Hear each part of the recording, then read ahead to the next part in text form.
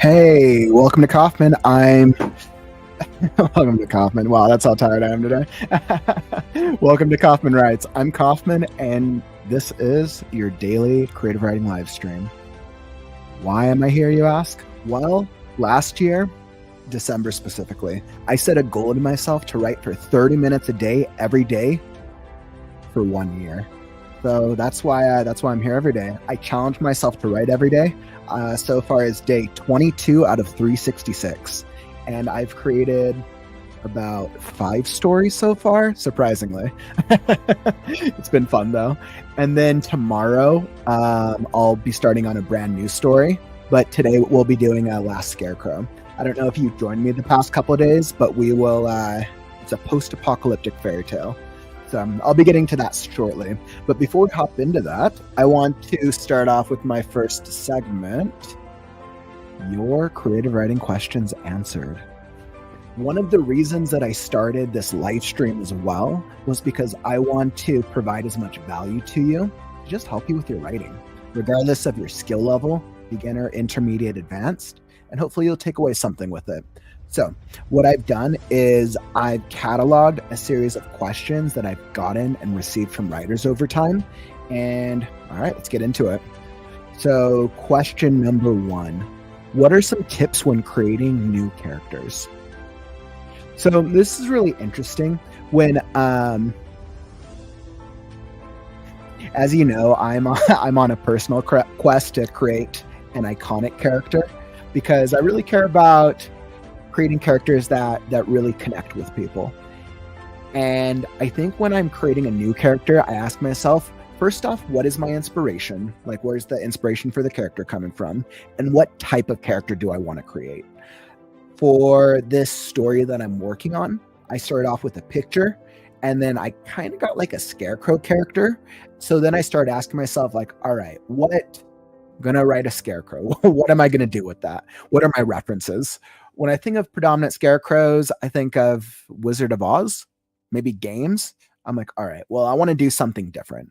So I wanted to create a scarecrow with one of his admirable traits being curiosity and being a protector and defender of others. And I thought those two would be very admirable traits. So I thought if those would be his strengths. Now I thought about what would some of his weaknesses be. Weaknesses would be easily confused, and because he is made of straw, he could be destroyed, killed, burned very, very easily. So when you think of character development, you want to start thinking of like, what are the core things that stand out to you? I started off with strengths and weaknesses. Usually I would suggest going through a full character bio or doing like a background. That's asking just a series of questions to help flesh out your character. Sometimes we get inspired by like an idea for a character, or maybe we see something like something from like a TV show. I'm like, that'd be a really cool character. And then I want to model it after that. Another great strategy is model it after like one of your favorite characters from something you've read or something you've seen, but then ask yourself, how do you do it differently? And I think something that can really help you as a new writer is give your character a quirk. What is something unique, funny, intriguing, something that they do differently that helps them stand out as a character? For this scarecrow, I asked myself, all right, what's something unique that I'm going to give to him? He's going to be very forgetful. He's going to be a very, very forgetful character. So, but I wanted to introduce that as like a quirky thing. So he's going to have these pieces of dialogue, and then he's going to like suddenly forget what he's thinking about. And I'm like, well, why does that happen to him? And it's going to be because a result of his background. Now, background with his creators was that they always told jokes. So the things that he really tries to remember is those jokes because they were part of his early development. Now I have 2 quirks. And so on and so forth. And sometimes when people start writing their own stories, sometimes they'll just flesh out the character as the story comes to life. But this is one strategy if you want to start defining a character using like a background or a bio. All right, great question. And then let's see, question number 2. What do you use for inspiration when writing? You know, I feel like this question's different for everybody. I feel like some people can be, let me adjust that. I feel like when it comes to inspiration, I feel like some people can be inspired by life events or by people they know. For me specifically, I get inspired by people in general. I feel like every person that I meet, every person that I interact with has their own story to tell. I'm easily inspired by television, by movies. Great scripts give me great ideas. And I ask myself, how can I do that differently? I always like to tell stories where I subvert expectations and tell the story in a way that's different than what people are expecting, essentially. I also get inspired by music. Some of my favorite scripts started off with a song and a vibe. And then let me see what else. Lately, I've been doing a lot of free writes. I don't know if you see on my socials, I've been picking just a lot of random pictures online of like a character or setting. And then I would be like, all right, what story comes to mind? And that's been another inspirational strategy. Something that I would encourage you to try. If you're like, well, what's a free write I want to try? Pick a random picture online.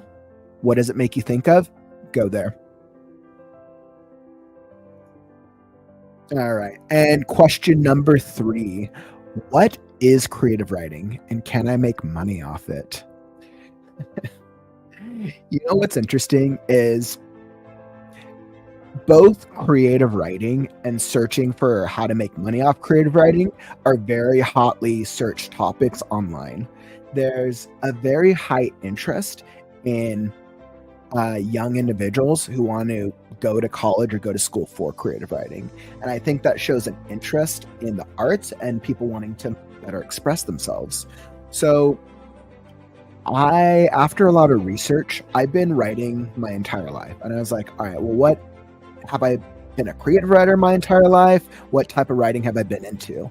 And after thorough research, going through articles, talking to people, talking to writers, and I'm still on this journey of understanding, I think I've really defined creative writing into 4 specific types. So I think of creative writing as the art of creative storytelling through fiction, nonfiction, poetry, and